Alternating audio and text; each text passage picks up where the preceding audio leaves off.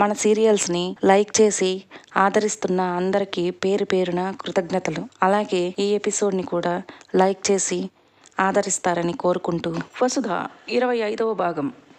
ముందుగా అనుకున్నట్లుగానే విమల గారి మనవడు భరత్ నిశ్చితార్థానికి అంతా కలిసి బయలుదేరారు. సాగర్ మాత్రం తనకు ఆఫీసులో పని ఉందని మధ్యాహ్నం వస్తాను అన్నాడు. అతని గురించి తెలిసిన వసుధ ఏమీ మౌనంగా ఉండిపోయింది. శారద మధ్యలో కల్పించుకుని, అదేంటి సాగర్, అంతా కలిసి వెళ్తున్నప్పుడు నువ్వు కూడా రావచ్చు కదా నీ భార్య బిడ్డలతో అంటూ ఎగతాళిగా నవ్వింది.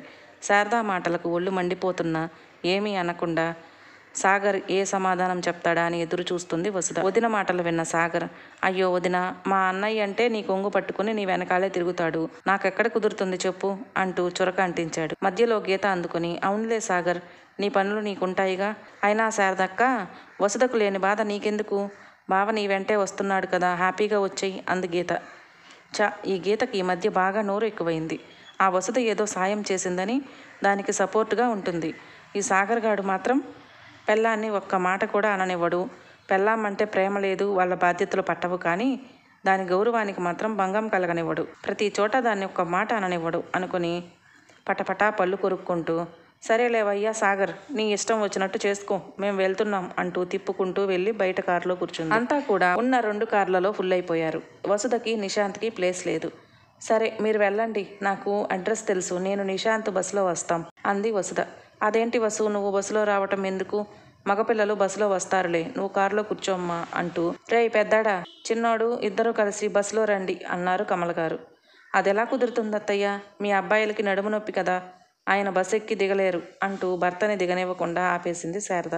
రెండవ కోడలైన జయంతి నేనేమీ తక్కువ కాదు అన్నట్లు, ఈయనకి కూడా రాత్రి నుండి కాస్త ఒంట్లో నలతగా ఉందత్తయ్య అంటూ తన ఆస్కార్ యాక్టింగ్ చూపించింది.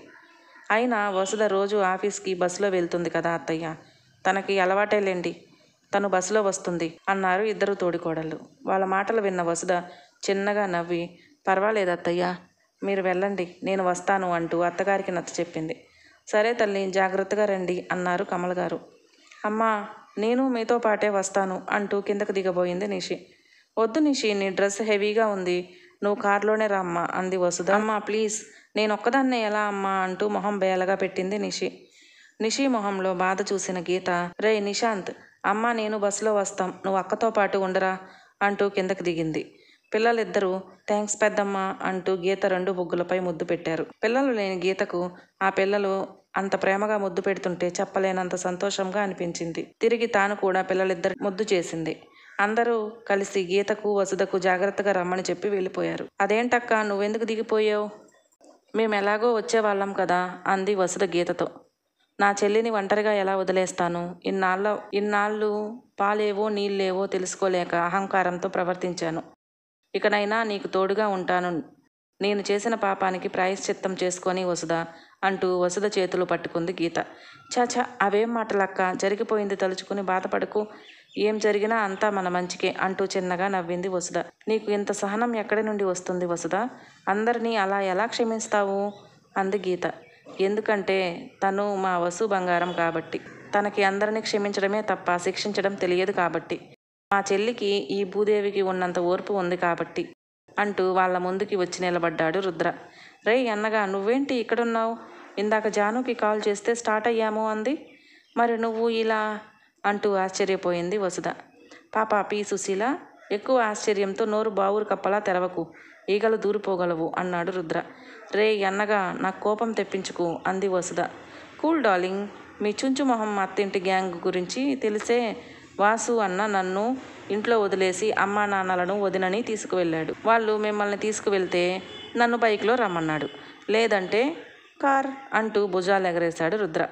సరే పద అంటూ ముగ్గురు కారు ఎక్కేశారు. నువ్వు నిజంగా అదృష్టవంతురాలివి వసు, తోడ పుట్టకపోయినా సొంత తోబుట్టువులా ఆదరిస్తున్నారు నిన్ను రుద్ర వాసులు అంది గీత. లేదక్క, అదృష్టం వసుది కాదు, మాది, అంత మంచి మనసున్న బంగారు తల్లి మాకు చెల్లిగా దొరకటం మా అదృష్టం అన్నాడు రుద్ర. వాళ్ళ మాటలకు చిన్నగా నవ్వింది వసుధ. అన్నింటికీ నవ్వేనా అంది గీత ఆశ్చర్యంగా. అదే కదా మా వసు రాక్షసి స్పెషల్ అన్నాడు రుద్ర. అలా మాటల మధ్యలోనే విమల గారి ఇంటికి చేరుకున్నారు అందరూ. విమల గారి మనవడు భరత్ నిశ్చితార్థం ఘనంగా జరిగింది. కుటుంబ సభ్యులందరూ కూర్చుని మాట్లాడుకుంటుండగా అక్కడికి మేఘమాల కూడా వచ్చింది. మేఘమాల తల్లితో ఉన్న స్నేహం వల్ల ఆమె తల్లిని పిలిచారు విమల గారు. కానీ మేఘమాల కూడా వాళ్లతో వస్తుంది అని ఊహించలేదు. వచ్చింది నోరు మూసుకుని ఉండకుండా ప్రతి చోట వసుదని ఇబ్బంది పెట్టాలని చూస్తుంది.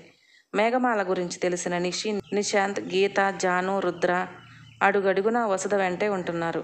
మేఘమాలకు వసుద ఒంటరిగా దొరికితే తనని ఏదో ఒకటి అని బాధ పెట్టాలి అని చూస్తున్న మేఘమాల అవకాశం చిక్కక కాస్త అసహనానికి గురయ్యింది.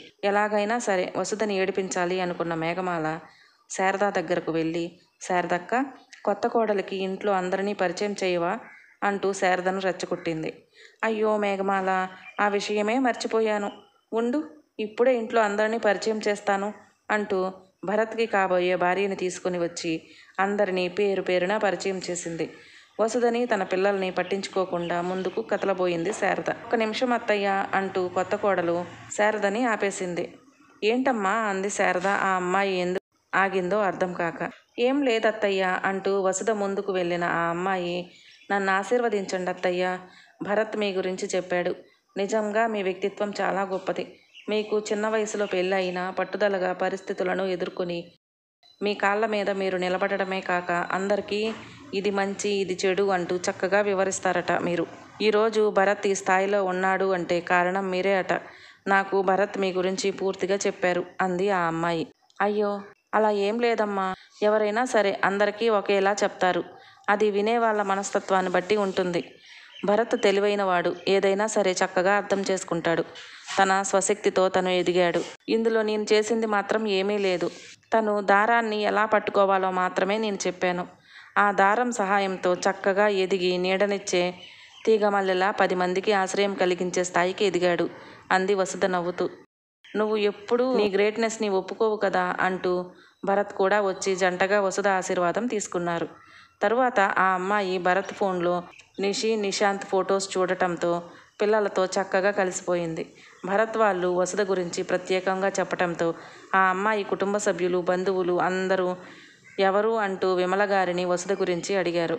గంజి పెట్టిన కాటన్ చీరలో, మెడలో చిన్న నల్లపూసల గొలుసు, చెవులకు చిన్న చిన్న ముత్యాల దిద్దులు, ఒక చేతికి వాచ్, ఒక చేతికి 2 బంగారు గాజులు, ఎటువంటి మేకప్ లేకుండా మెరిసిపోయే మొహంలో చిన్న బింది, దాని కింద కుంకుమ, పాపిటిలో సింధూరం, పెదవులపై చెరగని చిరునవ్వు, ప్రశాంత వదనంతో చూసే వాళ్ళ కళ్ళకి మహాలక్ష్మిలా కనిపిస్తుంది.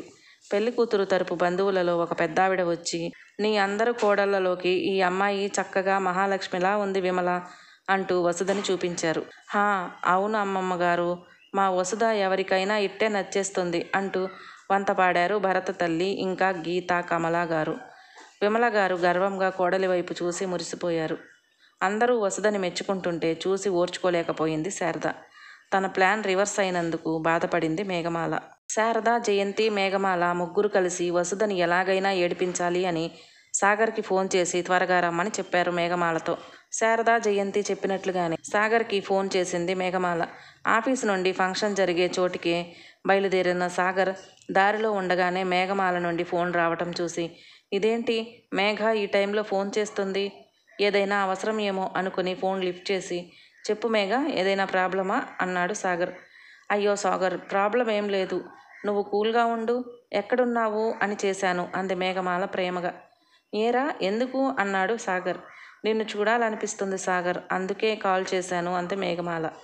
ఓ అవునా, నేను ఫంక్షన్కి స్టార్ట్ అయ్యాను, దారిలో ఉన్నాను, ఇప్పుడే రిటర్న్ అవుతాను, ఒక అరగంటలో నీ ముందుంటాను అన్నాడు సాగర్. ఏ సాగర్, చెప్పింది పూర్తిగా విను, నేను కూడా భరత్ నిశ్చితార్థం దగ్గరే ఉన్నాను, నువ్వు కూడా ఇక్కడికే రా అంది మేఘమాల. నువ్వు అక్కడేం చేస్తున్నావు మేఘ అన్నాడు సాగర్. అదేంటి సాగర్ అలా అడిగావు, విమల ఆంటీ నన్ను కూడా రమ్మన్నారు, అందుకే వచ్చాను అంది మేఘమాల. సరే, నువ్వు ఒక్కదానివే వచ్చావా, ఇంకా ఎవరైనా వచ్చారా అన్నాడు సాగర్. పిల్లలు కూడా వచ్చారేమో తెలుసుకోవాలి అనే ఉద్దేశంతో.